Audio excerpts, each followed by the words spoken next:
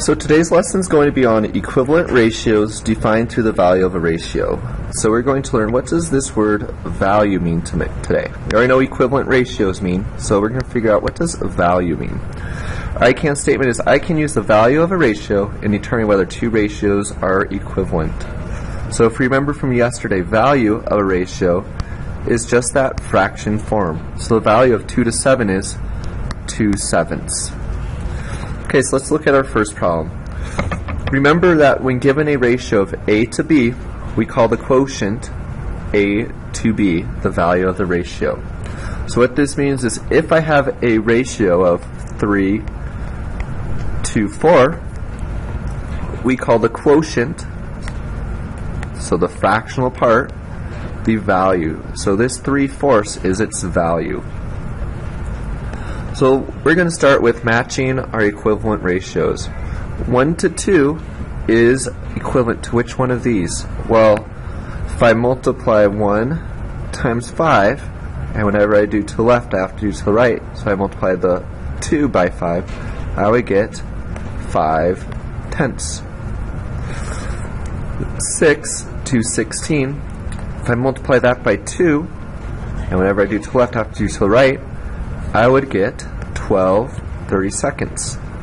Now my last one, if I multiply this by 3 and this by 3, I would get 9/21.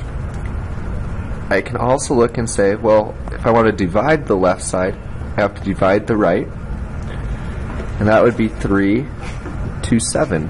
So those are my equivalent ratios right there. So now let's look at this problem. I need to find the value of these ratios, and I'm going to leave my fraction in simplest form. So 1 to 2 I've just taken as a fraction, and I'm going to make it 1/2. So here I have that 1/2. What is 5 to 10 as a fraction? Well, that's also 1 to 2. I have 1/2. You might be saying, how do I get from 5 to 10 to 1/2? Well, as a fraction, 5 to 10 is 5 divided by 10, or 5/10. And then I'm going to divide the top and the bottom by 5. Its greatest common factor, I'm left with 1/2. Same thing's going to happen with 6 to 12. Simplest form, it's 3/8. If you're saying, how to get from here to here? Well, 6/12, I'm dividing the top by 2 and the bottom by 2. And I'm left with 3/8. 12 to 32 is also 3 to 8. Now I want you to look at this question. What do you notice about the value of the equivalent ratios? So these are all my values since they're fractions. What do you notice about the values of the equivalent ratios?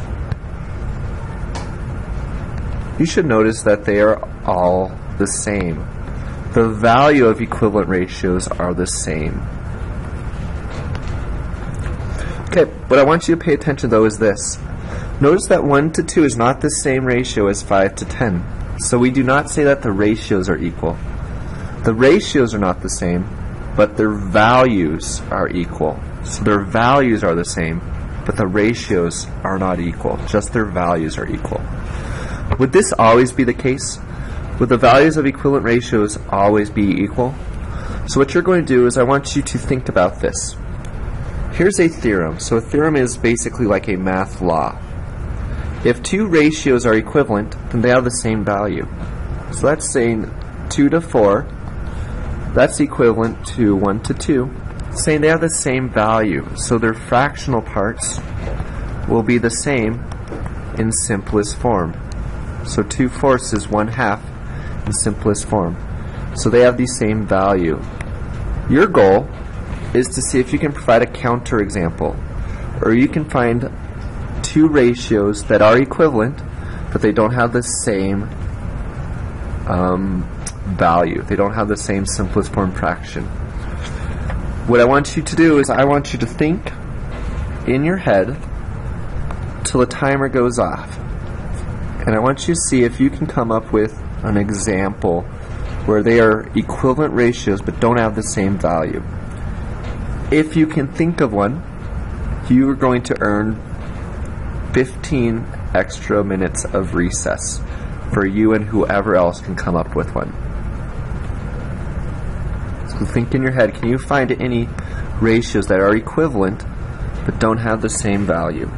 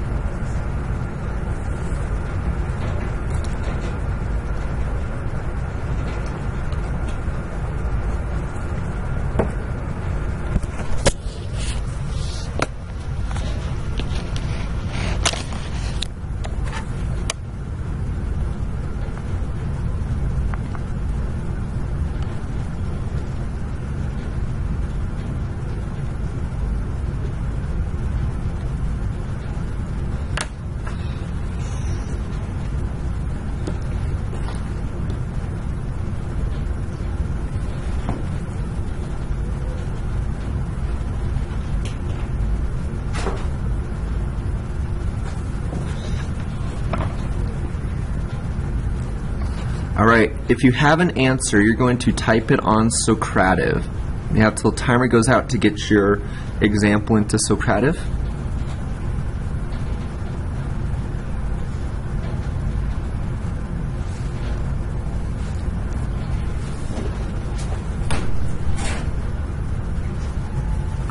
Alright, if you got an example in Socrative, I want you to read this. So, was your example correct? Okay, so let's look at this problem we have. Evelyn is training for a duathlon, which is a race that consists of running and cycling. The cycling portion is longer than the running portion of the race. So while Evelyn trains, she rides her bike more than she runs. During training, Evelyn runs 4 miles for every 14 miles she rides her bike. Identify the ratio associated with this problem and find its value.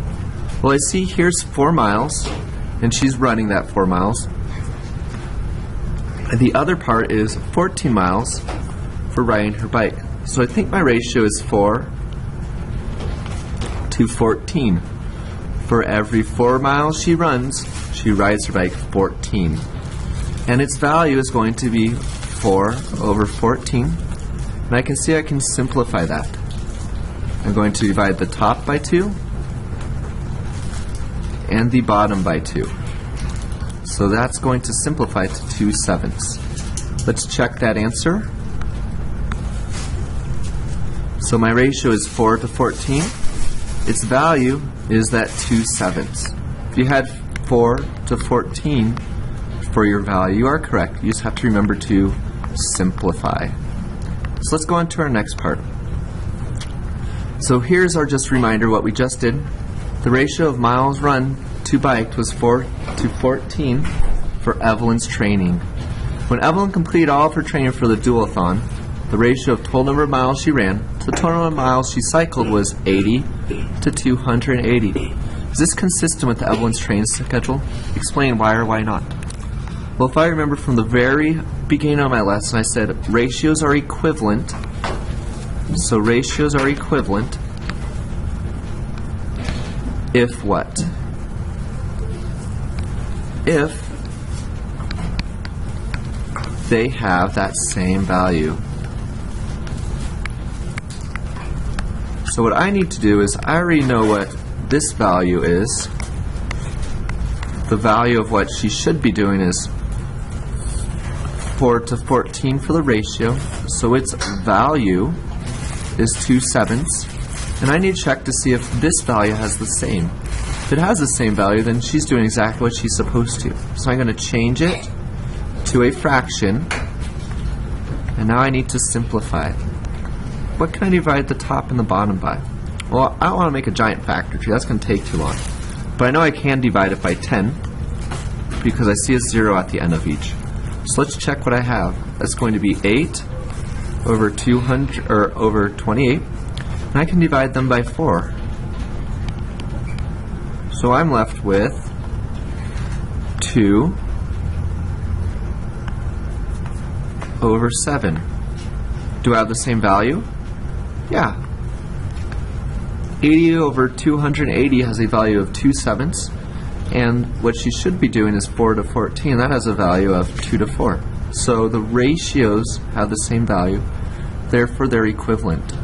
So that means it is consistent with what Evelyn should be doing. It is what she should be accomplishing.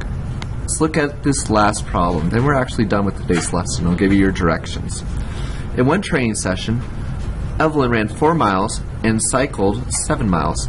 Does this training session represent an equivalent ratio of the distance she ran to the distance she cycled? So let's check.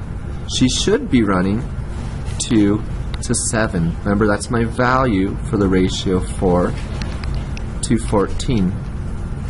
So let's check. This one here is, I'm going to change the color so we can see it better, 4 to 7. So its value again is that fractional component, is 4 to 7. Do they have the same ratio? No, they're not the same. Since they don't have the same ratio, it's not an equivalent ratio. For equivalent ratios to be correct, they have to have that same value. So here, they are not equivalent. So let's look at this. It's our closing question. How is the value of a ratio related to the ratio? So the value is what? The value is the fraction component in what? Has to be simplest form. So fractions that are simplified. That's why it's really important that we know your fractions. Alright, so here's your directions. If you have questions, check with Ian.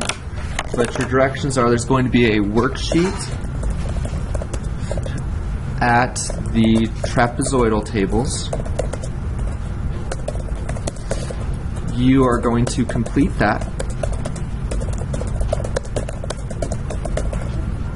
and turn in. After you've turned it in,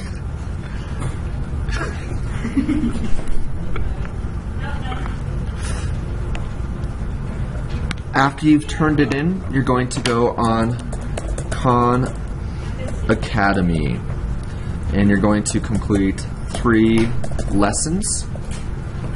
If you haven't completed 3 lessons, check with Ian and he will help you out.